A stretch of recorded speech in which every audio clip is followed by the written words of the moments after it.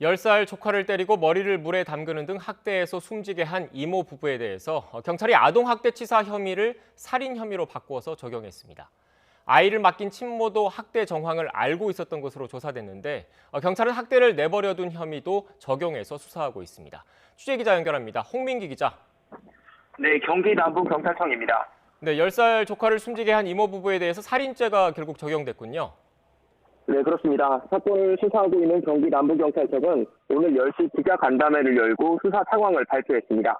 가장 주목할 부분은 아동학대 치사죄가 적용돼 있던 두 부부에 대해 살인죄 혐의를 바꿔서 적용한다고 밝힌 겁니다. 단순히 아이를 때려 숨지게 한 것이 아니라 자신의 행위로 아이가 죽을 수도 있다는 것을 알았다는 겁니다. 즉 고의성이 있었다고 본 건데요.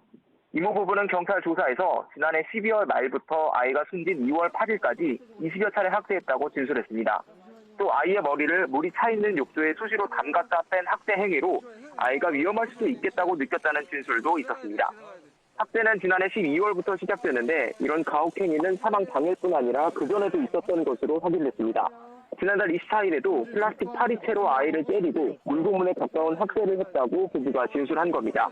경찰은 조금 전인 낮 1시쯤 가해 부부를 경기 용인 동부경찰서에서 수원지방검찰청으로 송치했습니다. 살인죄로 제목을 변경한 만큼 신상을 공개할지도 관심이었는데 오늘 송치 과정에서 밝혀지지는 않았습니다. 경찰은 어제 심리학과 교수 등이 참여한 신상공개위원회를 열어 논의한 결과 위원 7명이 만장일치로 비공개를 결정했다고 밝혔습니다. 아이를 맡긴 친모와 가해 이모, 부부 양쪽 모두 어린 자녀가 있어서 2차 피해가 우려된다는 점을 고려했다고 설명했습니다. 네, 홍민기 기자. 이런 가운데 경찰이 아이 친모도 수사하고 있다면서요?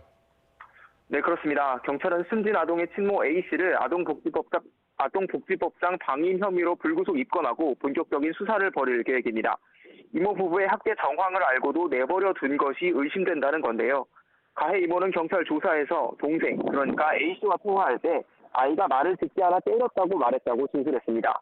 이를 통해 아이가 학대당하는 것을 알았으면서도 아무런 조처를 하지 않았다는 것이 의심된다는 겁니다. A씨는 지난 2018년 남편과 이혼한 뒤 딸을 데리고 혼자 살았던 것으로 파악됐습니다. 그러다 이사와 직장 문제로 아이를 돌보기 어려워지자 지난해 11월 이모 부부에게 아이를 맡겼습니다. A씨에 대한 1차 조사를 마친 경찰은 방임 혐의에 대한 수사를 본격적으로 이어나갈 예정입니다. 지금까지 경기 남부경찰청에서 전해드렸습니다.